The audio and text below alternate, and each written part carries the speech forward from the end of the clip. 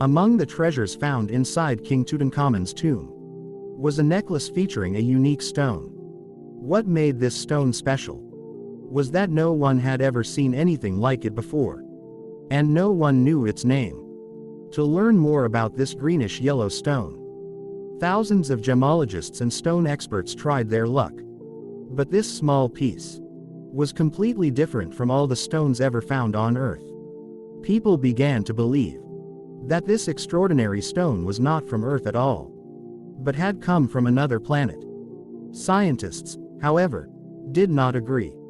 Several years later, when modern technology had advanced significantly, a group of scientists conducted laboratory tests on this unique stone from Tutankhamun's necklace. The results they obtained caused a sensation throughout the scientific world. Once again, welcome to SMTV Videos. Viewers, located 650 kilometers from the Pyramid of Giza, nestled in the middle of limestone mountains, is a place called the Valley of the Kings. Thousands of years ago, the kings and queens of Egypt were buried here, along with all their treasures. Many of these beautiful tombs, filled with riches, fell victim to grave robbers. But there was one tomb that was discovered completely intact. How did this tomb escape the clutches of the grave robbers? When and how was it found? This tomb belonged to King Tutankhamun, who ruled Egypt approximately 3,500 years ago. The discovery of King Tutankhamun's mummy and his treasures created a worldwide sensation. People from all over the world began flocking here to see the treasures. The collection contained thousands of objects made of pure gold. Among them was a necklace adorned with precious stones of various colors. The most beautiful and largest stone was set right in the center of the necklace, while all the other items were identifiable. No one had ever seen this stunning central stone before. Thousands of mineralogists and gem experts were invited, but none could identify it. There are about 200 known gemstones. Yet this unique stone was very different from all of them. There was something about that piece that would surprise everyone. Locals were compelled to believe that this stone was magical, or that it had come from an alien planet. After several years, a group of scientists and mineralogists conducted laboratory tests on it, believing that science would reveal all its secrets. However, instead of solving the mystery, the tests only deepened it. One thing became clear from the laboratory analysis. The object that had been considered a stone for all these years was not a stone at all. It was a piece of glass. What troubled the experts was that the properties of this glass were quite different from ordinary glass. Normally, glass is volcanic in origin, formed when hot lava cools rapidly. When lava comes into direct contact with water, it turns into black obsidian glass. But this piece of glass was neither volcanic in appearance, nor did the tests indicate anything of the sort. Further laboratory tests revealed that this piece of glass had been created at a temperature exceeding 1,800 degrees Celsius. In comparison, the boiling lava erupting from a volcano reaches only about 1,100 degrees Celsius. So where did the ancient Egyptians obtain this piece of glass? This was the question that constantly troubled researchers. Egyptologists, scientists, and mineralogists around the world had no answer, as this piece of glass had become a complete mystery. Many years passed, but no one could figure out the origin of this mysterious glass. Then, the day everyone had been waiting for finally arrived. The African Sahara is so vast that it stretches across many countries. This desert, covering 9.2 million square kilometers, is part of Algeria, Mauritania, Mali, Niger, Libya, Sudan, and a large portion lies in Egypt, about 1,000 kilometers away from the Egyptian Museum in Cairo. where Tutankhamun's treasures are kept. A caravan was passing through the middle of the desert.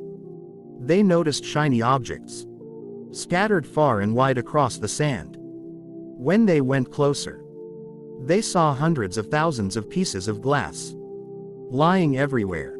And this glass was exactly the same kind as the one found in Tutankhamun's necklace. It was quite strange to find so many pieces of glass in a place that had remained secluded for years. This news spread like wildfire across Egypt.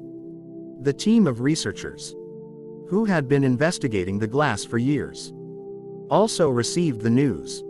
The answer to the question that had remained unanswered for so long was now right in front of everyone. The glass from Tutankhamun's necklace had come from a desert 1,000 kilometers away in Egypt, a place now known as the Desert Glass region. But where did these pieces of glass, scattered across thousands of square kilometers, actually come from? It was necessary to head into the desert to find the answers. After 3 days and 3 nights of continuous travel, the researchers finally reached the place they were looking for. This was a sea of desert. Wherever you looked, there were only sand dunes. There was no sign of humans or animals. Numerous pieces of glass were scattered all over the desert, many of them buried under the sand. It looked as if some kind of catastrophe had occurred here, which had caused these glasses to form. For many years, there had been no information about these mysterious pieces of glass. Now, millions of pieces were found scattered across the desert. It was time to discover how they had come to be there. Modern laboratory tests were conducted on many samples. It was found that they contained a few particles that were truly alien to our planet. Another important finding was that this glass was approximately 30 million years old. According to scientists, this could only mean one thing. This area had once been struck by a massive meteorite. Although many meteoroids approach Earth every day, most burn up due to friction as soon as they enter the atmosphere and vaporize before reaching the ground. However, if a meteorite is large enough, it can reach the Earth's surface and cause massive destruction. The explosion that follows is 10,000 times more powerful than a nuclear blast, and the heat generated is equivalent to the temperature on the surface of the Sun. The biggest evidence of a meteorite impact on Earth is usually a large crater, sometimes so enormous that it feels like standing beside a gorge or canyon. But in this part of the desert, there was no such crater visible anywhere. This made the meteorite theory even more puzzling. The mystery of the desert glass kept taking new turns. It had begun with Tutankhamun's necklace, and had now reached the question of a meteorite. Gem experts to meteorite specialists were all trying to solve this puzzle. Then, a scientist and geologist named Dr. Farouk El-Baz finally solved the mystery. Dr. Farouk spotted a location about 100 kilometers away in a satellite image, where a meteorite had struck the Earth long ago. As a geology expert, he explained that 7,000 years ago, this sea of desert used to be a lush green area, filled with rivers and many lakes. Since the glass was 30 million years old, the geography of the region at that time was very different. When the meteorite struck the sandstone mountains 100 kilometers away, it would have melted the sandstone in a split second. As soon as this molten sandstone came into contact with water, it cooled rapidly and formed this unique silica glass.